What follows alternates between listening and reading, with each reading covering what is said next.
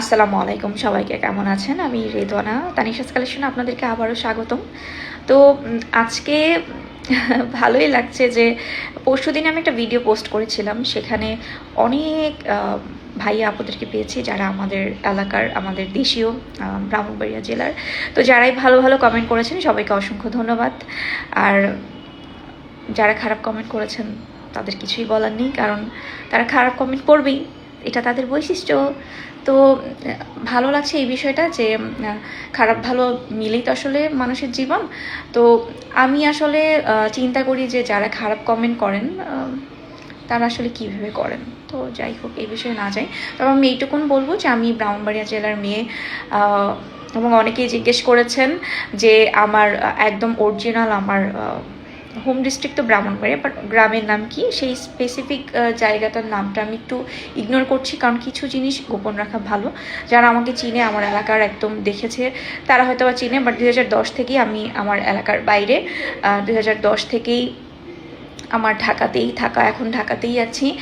আর আব্বু আমার government job করতো, সেই জন্য আসলে আমাদের দীর্ঘ সময়, সরি একটু নয়েজ হচ্ছে, বাহিরের অনেক আওয়াজ, হয়তো বা কথা আপনারা ভালোভাবে নাও শুনতে পারেন, সেই জন্য আগেই বলে দিচ্ছি, সরি।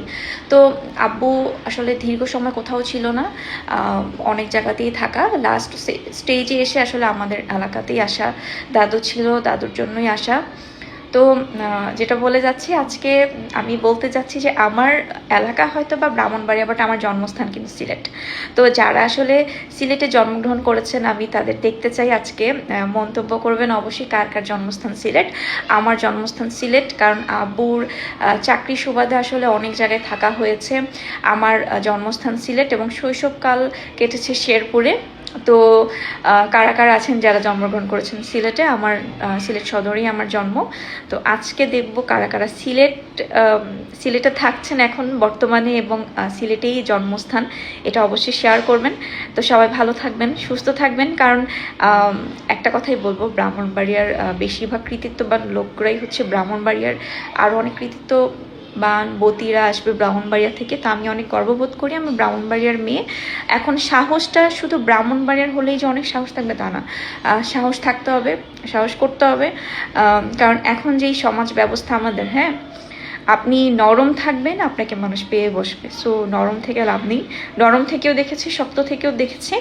তো এটা আসলে যে জায়গায় আপনার শক্ত থাকতে হবে শক্ত থাকতে হবে, যেখানে আপনার নরম থাকা উচিত নরম থাকতে হবে। এটা পরিস্থিতি জায়গা ভেদে আপনি আপনার রূপ রূপান্তর করবেন, স্থানান্তর করবেন।